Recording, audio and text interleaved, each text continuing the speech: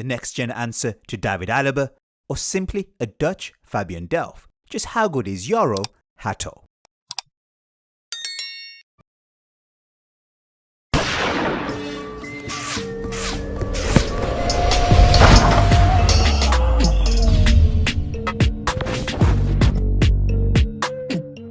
Good spell this for the visitors, taking on Jorell Hato, standing up to the challenge this time.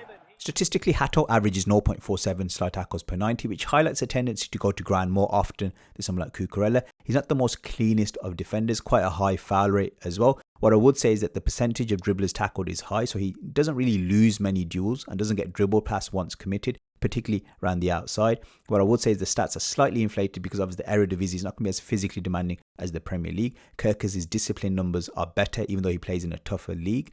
But Hato does have the highest success rate. What I would say is, again, that's slightly inflated.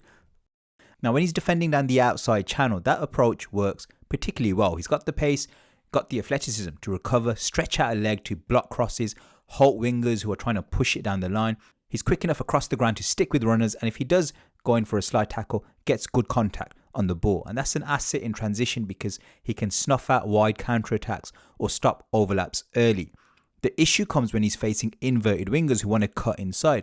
Too often, once an attacker shifts inside sharply, Hato's initial movement and body momentum have taken him away from the duel. It's almost like he's collapsed out of the contest once separation is created.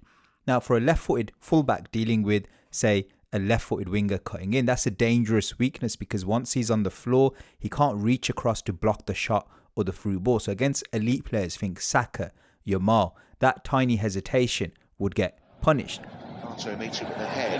Coming back from 2 down with 8 minutes to go against Manchester. Hato averages 7.88 defensive actions per 90 and his duel success rate is around 68%, which indicates that he's a player that when he does engage in duels, tends to come out on top. Now, he's not a player that's blocking a large volume of shots or passes in deeper areas, so not really at the moment giving off vibes of a centre-back profile, but this could change in time. He does show strength winning the ball higher up the pitch. So when he's playing on the front foot, stepping into advanced areas, his ball recovery is ranked in the 67th percentile, so he's getting above average success in regaining possession in the final third. Now, he's someone that in terms of the eye test, he's nimble, he's light in his feet, so that allows him to cover ground efficiently, adjust to changes in play. His reaction speed is very, very fast, whilst he doesn't quite have the relentless sprint endurance of someone like Cucurella or Mendes. He's no slouch either, so particularly when he's covering space and behind, tracking overlapping runs, he does that pretty well, and that aerial strength also gives him an edge for a fullback, adds an extra layer of security when defending crosses into the box or long balls being played in behind. Now, one interesting aspect of Hato's game is how he suits high pressing systems. His quick movement allows him to step into midfield and really hunt for the ball. You can also use him to press opposition fullbacks or engage key playmakers during the build-up phase. So that makes him a pretty versatile front foot defender capable of contributing to a coordinated press and disrupting opposition rhythm sort of high up the pitch. Now, even if that press is bypassed, I think he's got the recovery speed to chase back and limit damage in transition. So a good combination of agility, pressing instinct, recovery pace, which means overall he's a particularly useful player in a system that's looking to force turnovers close to the opposition goal. Into a bit of space and then denied by the challenge of Hato. Lijepo od noge do noge, Hato će gađati, zabio je. In terms of the raw data, Hato averages 0.05 xG per 90, so that places him behind players like Nuno Mendes and Cucurella in terms of raw goal threat. Now, he isn't a set-piece specialist and he doesn't regularly take on shooting responsibilities, but he does register attacking penalty area touches, so that indicates he's a player that can arrive in advanced positions when required. In terms of his shot profile, he's got a preference for distance efforts, and we know that his finesse strikes are better than his power-driven valve shots, which we can pick up from the eye test. Compared to someone like Mendes, who's obviously an elite player in the form of his life, there's scope for growth.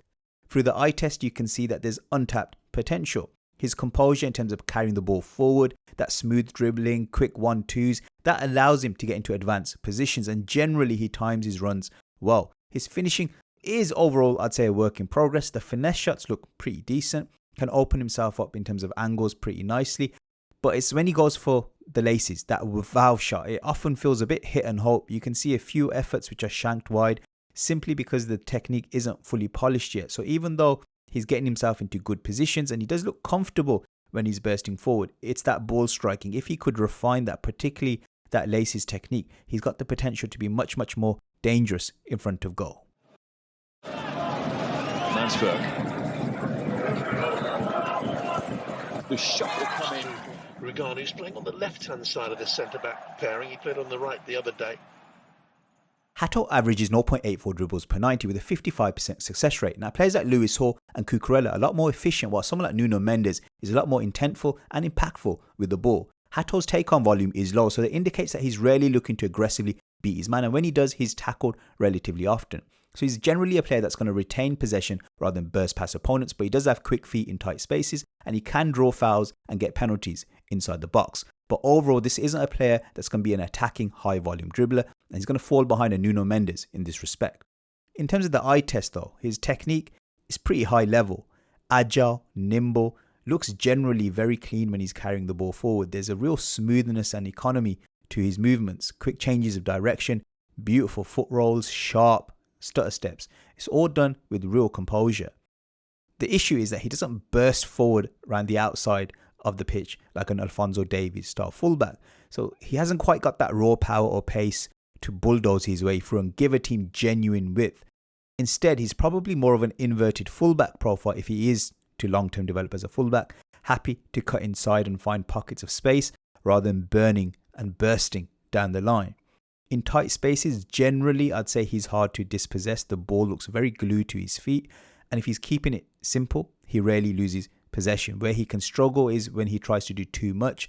Because he's relatively lightweight at this moment in time, if a defender gets body to body with him, he can be muscled out. So that lack of physicality limits his ability to take on multiple players in one run at the moment, but there are moments within games where he pulls it off. So overall, foundation's pretty strong, great close control, smart directional changes, real technical quality. If you can add a bit more pace, a bit more explosiveness, there's potential for his dribbling game to level up significantly. Coming deeper and trying to help get things moving. Hato averages 47 passes per game with an impressive 91% pass completion rate. So this is a player who's comfortable at circulating possession and maintaining control under pressure. Now, if you look at his touch numbers, they're very high, above average. In terms of his pass accuracy, also above average, but his risk profile is low. He tends to play safer, low-risk passes during the build-up, but he does pick up in terms of through balls once he's in that final third. So that's when he starts to take risks. Overall, he's got the profile of an inverted fullback, perfect for someone like Maresca compared to someone like Kirkes, who isn't as influential in the build-up phase. From the eye test, I'd say his passing profile is tidy, but at the moment it's veering towards being too safe. Under pressure, he's often going for a quick back pass rather than taking responsibility to really break the press, which his talent should really be enabling him to do. So it's surprising because I do think he's got that press resistance. I do think he's got the agility to escape tight situations. Just want him to be a bit more braver, trust that ability to carry and play the ball forward under pressure. Technically, his passing mechanics seem good. He's got flashes of disguise in his play, slips runners through when he gets his head up. Again, we'll look at that in more detail in the creative section. And there's a reliance on his stronger left foot, which does slightly limit angles. I'd like to see him use his weak foot more, but in the future, if he was to be a left-sided centre-back, I'd say his passing is more than solid and reliable. If you're projecting him as a left-back, I need to see him show a bit more authority and progression in possession. Matches across all competitions. It is a rivalry that clearly too much as Hato. What a run from the teenager. And a neat ball to Tadic. Statistically, Hato averages 0.11 assists per 90 with an expected assist rate of 0.07 per 90. So the figures suggest he's more creative than Cucurella. And what stands out is the high number of through balls that he attempts, which highlights a willingness to break defensive lines when positioned higher up the pitch. Now, that said, he is conservative in the deeper build-up phases, so there's not much progressive passing going on. He only comes alive when he's in that final third. Overall, he does receive a lot of touches and recycle possession, so he can help a team establish territory in the final third. And just overall, I'd say he offers greater offensive imagination than Cucurella. From the eye test, you can see there's something there. He's got good disguise on his passing, and he's got the right ideas, particularly when he's cutting in from that left flank. Now, because he's got such tight ball control when he's dribbling, it makes it very hard to predict when he's about to release a pass, and then that outside of the foot pass becomes a real weapon. And for me at the moment, he isn't maximizing that to its full potential. He does the hard work, he draws defenders in, he creates space, he spots the runs, but then that execution of the pass isn't always flawless. For me, if he could master that part of his game, then he could be a really dangerous inverted fullback. When he picks up the ball in his own half, he's someone that can spot a centre forward making runs into the channel area. So if you give him, say, a Mateta type of centre forward who drifts into these channels, or even something like a Gyökeres, I think Hato's got the game to use that instep curled pass into those channel areas and for someone to run onto. So I think this is also part of his creative game that needs to be utilised more. Ajax will still feel if they get an equaliser, they'll go on to win it. But can they get the equaliser? Chipped in dangerously, free header. Aerially, Hato holds his own. He wins just over half of his duels, 52%, and competes regularly, around 3 aerial duels per game, which is pretty solid, well, above average I'd say for a fullback profile. Genuine goal threat in the air, attacks crosses with good timing and bravery. In terms of height, around 6 foot at the moment. I think the concerning thing is that he's playing in the Dutch league, which isn't the most physically intense, but you can overall see his willingness. He's putting his head where it hurts and he isn't afraid of contact. From set pieces, generally a useful weapon, often trying to nip in front of his marker, whilst from goal kicks, happily scrapping for second balls rather than ducking out. Physically, not a dominant aerial presence like a centre-back at the moment. He's someone who could still potentially grow in terms of build. At the moment, occasionally stronger opponents will beat him to the ball, but like I said, above average for a fullback. Good leap, good spring, it gives him an edge. Got the courage factor, which I think he'll compete even when he's outmatched. And for the Premier League, that mentality alone makes him an asset, I'd say, in aerial situations. Jim will reach it. And Jorell Hato flicked on and in brilliantly by Edvardsen. Statistically, Hato isn't a high volume crosser, averaging just 0.88 crosses per 90 with a 30% success rate. Now the eye test tells a slightly different story. Technically, he has a good feel for crossing, and particularly when he's floating the balls towards the back post, he scans before releasing the ball, often, which means that he's not blindly hitting the ball into the box. Regularly picks his head up before crossing. He's looking for movement around the penalty area. Range of crossings decent too, drilled crosses, cutbacks, lofted balls towards the far post. He's got a pretty decent repertoire. Now that said, his execution can slightly be inconsistent. There's occasional mishits, deliveries which are aimed just way too close to the goalkeeper when he's trying to whip the ball in. But overall, I'd say he's got foundations of half decent technique, just needs more repetition and refinement. So I don't think he's going to develop into an assist machine in the mold of a Trent Alexander-Arnold, but there's enough technical foundation here for him to become a reliable crosser. And I think if he's coached to increase volume, improve consistency, could become a valuable secondary source of chance creation from wide areas. Again, this will hold up for Hato, falls favourably for him. Akpom and Weghorst in the middle. Als nog gewoon verder gespeeld kon worden. Hato isn't a high volume long passer and doesn't really attempt many per game, but when he does, it's a respectable 55% accuracy rate. Now statistically, that puts him in a solid, if not unspectacular bracket for fullbacks. Now from the eye test, there is some technical quality to his long passing, can whip balls into channels, float switches of play when needed, and in terms of those switches of play, in terms of breaking it down into more detail, his technique generates effortless power. He's able to hit the valve of the ball under pressure, and there's no strain when he's striking through the ball. That said, he isn't someone who's going to consistently open up teams, dictate play from deep with that passing range. His switches of play are serviceable rather than elite, and whilst he can pick up a runner, say a striker that runs into channels, he's not going to redefine his team's build-up with game-breaking diagonal balls. Overall, I'd say his long passing is passable, a functional part of his toolkit rather than a headline skill. I think the coaching, the confidence, that's going to be key to really give this more precision, more impact. But at the moment, it's a supporting weapon rather than a key strength. It's official. Pythagoras in Boots is on the BBC. From going viral at the Ajax to taking on the crossbar challenge at Goodison Park in front of 40,000 fans to talking transfers with Sami Mokbil outside the Theatre of Dreams and then live in the Match of the Day studio. This is The Last Pundit Standing, streaming now on BBC iPlayer. Marks out 10 for yourself? I'm going to give 12.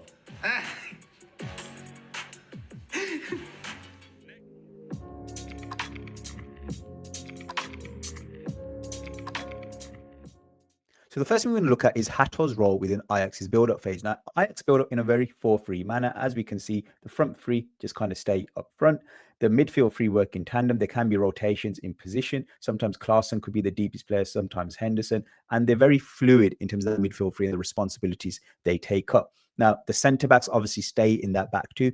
But what's interesting is the full-backs role. If you look at someone like Hato, he's not someone in the build-up phase who's going to get really high up the pitch and try and get out wide and overlap a goals. He's a player that's going to either try and make runs into this inside channel here and let his winger pick it up deeper here. So he's not someone that's a typical fullback that's going to pull out wide and look to bomb forward. He is very much an inverted fullback in terms of the runs that he makes. What is interesting is, though, he can pick up the ball in this position and carry it forward if there's no pressure in front of him. And he's got the athleticism to really eat up those yards when he does make that run forward. But if there was traffic and he was confronted with traffic, he's probably going to lay off the ball and then start moving into this inside channel here. That's what he really wants to focus on. So we've seen Hato on the tactical ball, but how does he work in practice? Now, let's have a look at some Ajax footage in terms of their build-up phase. Now, here he is in the left-back spot. The ball's going to be played out to the left centre-back to begin with. And Hato, instead of choosing to make a deeper run, a traditional left-back run and open up his body and then play that ball down the line, instead he moves into an inverted position, which is, again, very modern. This is the sort of thing that you see players instructed to do, but it's also something that he himself feels more comfortable in doing. And the ball doesn't find him despite making that inverted run. Fortunately, it goes back to Ajax. We speed up the possession phase. And then we see Ajax basically use the structure that we spoke about on the tactical board, which is a 2-5-3. Now, it could also be a 4-3-3 if the fullbacks were a little bit deeper, but in this essence, in this picture, they've moved a bit forward. Now, the right back's really interesting because he's going to make a run that we also see Hato make later on in this sequence. He moved into the central region of the pitch, almost further than the midfield, but he's occupying a half space. So he's occupying the right half space. Now, again, ball comes out to Hato. So instead of being very aggressive down the line, bursting down the line with it like an Alphonso Davies, he's someone that wants to sort of help the team keep possession, keep it safe. Now, this is really interesting. As soon as his wingers got the ball, Hato then makes a run, a penetrating run, but into the left half space. So he's not making a run outside his winger. He's making a run into a central region of the pitch. And just to reinforce that point, this is another clip where Hato picks it up quite deep on the pitch. But look at his first thought. Yes, he beats his man. Instead of going around the outside, he's looking to drive into central regions of the pitch and then lay it off. And then he occupies, still keeps a very central area on the pitch. So he's not a player that wants to really penetrate in wide areas. He's someone who wants to roam in central and ideally half space areas. We're now going to look at Ajax in the attacking phase and what structure they use when they're in enemy territory. Now, what we can see from their fullbacks is they're making very similar runs to what they were doing in the build-up phase. They're looking to make inverted runs and they're almost not really progressing the ball with their wingers in terms of link-up play. They're looking to avoid that responsibility and let the midfielders do the work in that regard. Now, someone like Rosa, let's just say he's playing in this particular game. Instead of picking the ball in this area here and then linking up with his winger and then making an overlapping run, he's looking to get into the half space. So instead, it's the midfielders who are getting into these wider areas and working in tandem as a unit to progress the ball in these deeper, wider areas and then linking up with their wingers if need be. These fullbacks are almost acting as decoys and occupying these spaces to help exert more control in this midfield region of the pitch. And Hato does the same thing. Instead of Hato picking up the ball here and being influential or making overlapping runs, he's looking to make runs into this half space here. And his winger instead is picking the ball up in these areas here. And he wants to be isolated one-on-one and do all this work by himself. And Hato's not really involved in this area of the pitch. He's just occupying space in there. So that's something to really watch out for in terms of Hato and the positions that he takes up in the attacking third. So that's how it works in theory. Let's have a look at it in practice. Now, as we can see, Hato out there in the left-back position. At the moment, Ajax are in their build-up phase, but very quickly, they're going to move that ball forward. Now, let's have a look at Hato and the run that he's making. It's a very inverted run. He's moving into the left half space. He's not going around his winger around the outside. And it's a very penetrating run into the left half space. He's almost the furthest player forward for Ajax there. Now, once again, Hato is going to join in with the attack, but look at that space outside. That's where he should have been picking up the ball, in my opinion, because then he can open up his body, go down the line and put a cross in. But this is what Ajax want from their fullbacks. They want them in these half spaces. And this is the sort of thing that Maresca would want from his fullback as well. Now, the reason why is it gives you more control of territory because he's picking up the ball in a position where he can easily link up with other players in the midfield region rather than being isolated out on the flank where he could potentially lose the ball. There are pros and cons to this, but again, it comes down to your own tactical preferences of what you want from a fullback. Staying on the theme of in possession, what I like about Hato at left centre back is that he's a lot more influential in possession. He's someone that suddenly wants to connect the dots. He gets into this little pocket here and he can spray the passes with his fellow centre back. He can play into midfield. He can also play out wide. So suddenly he's at the fulcrum of possession. He's seeing more of the ball than when he's at left back, when he starts to just sort of ghost into these half space areas and not really get involved in, dictating the play, as it were.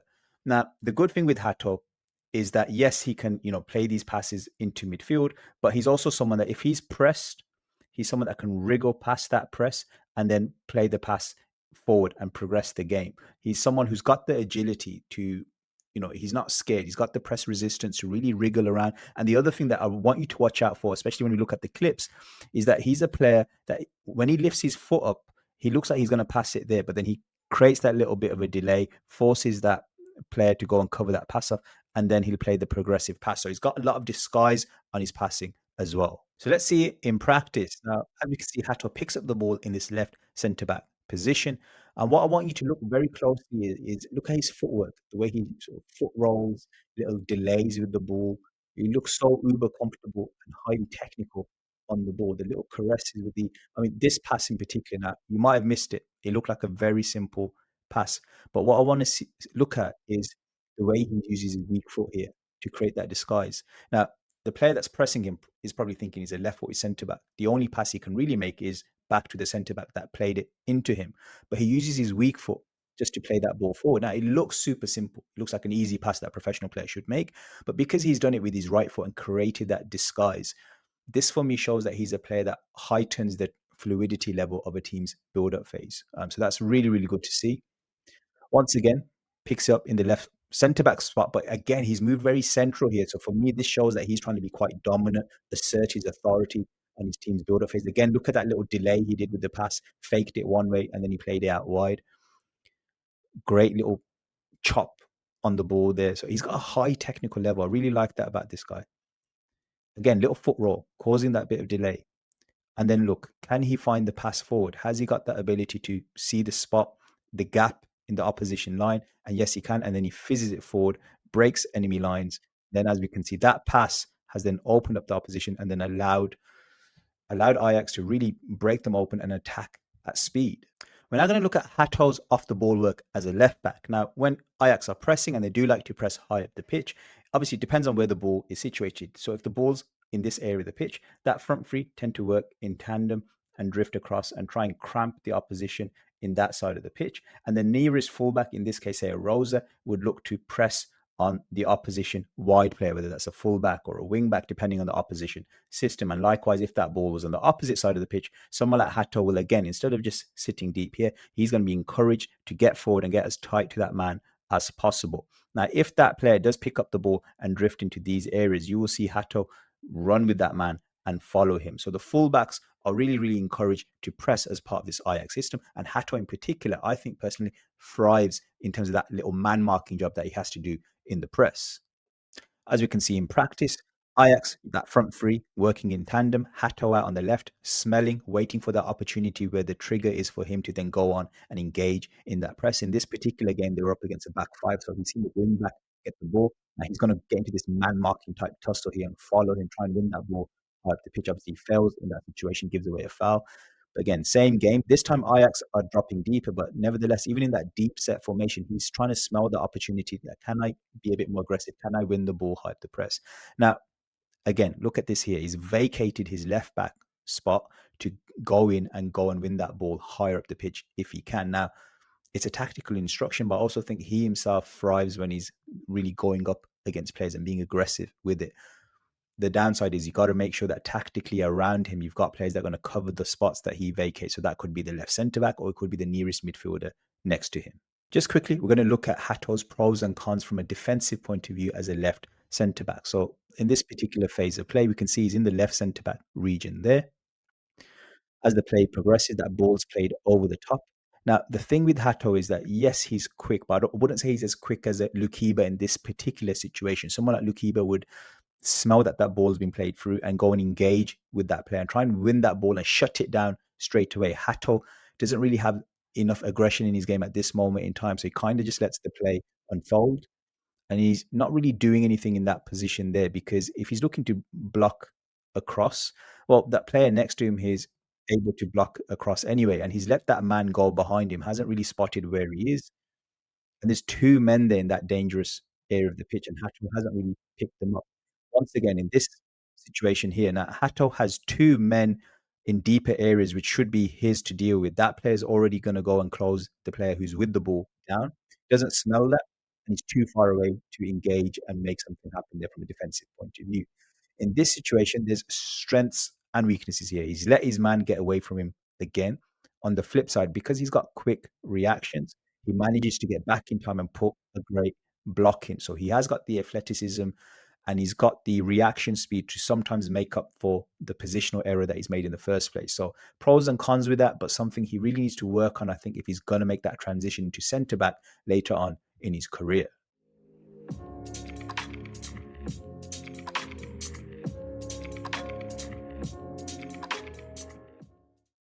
In conclusion, well, actually, just before we start the conclusion, I just want to say a big thank you for all the support regards my recent post on how tough it is to make content due to work commitments, family commitments.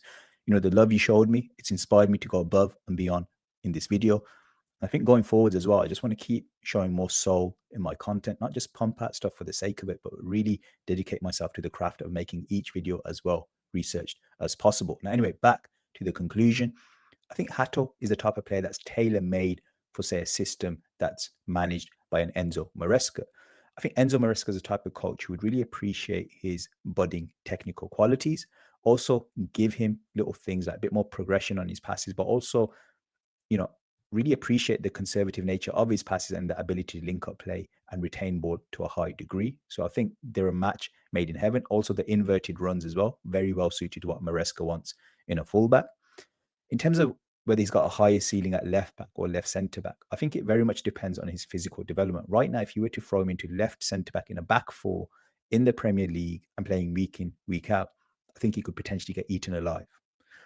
I think long term, if he adds a few more inches, but physically in terms of his shoulders becomes broader, stronger in the hips as well, then possibly he could be quite a good centre back of the future in terms of his all-round nature of his game. The thing is, I do really like him on the ball as a centre back, but defensively, there are slight question marks, I think, in terms of his anticipation, his ability to organise. But it's to be expected. He's 19 years old. So I think at the moment, probably play him as a left back until he develops, and then long term reassess the situation depending on his physical development. Overall, I think he's a player that definitely looks Champions League level. Even now, I think potentially Champions League level. But it's all about how aggressive he can be on the ball, how much aura and presence he can show as he develops in his game, cutting out things like his struggles with inverted wingers. I think all these little things need to be corrected before we can gauge as to whether he becomes a world-class player. But I think definitely a player I'd want to take a punt on just to see what I could do with him once you get your hands on him. Anyway, let me know what you think about this signing. Are you excited about Jorell Hato? How do you say his name? I think that I've heard about 3 different pronunciations. Leave it all in the comments below. See you guys again next time. Bye.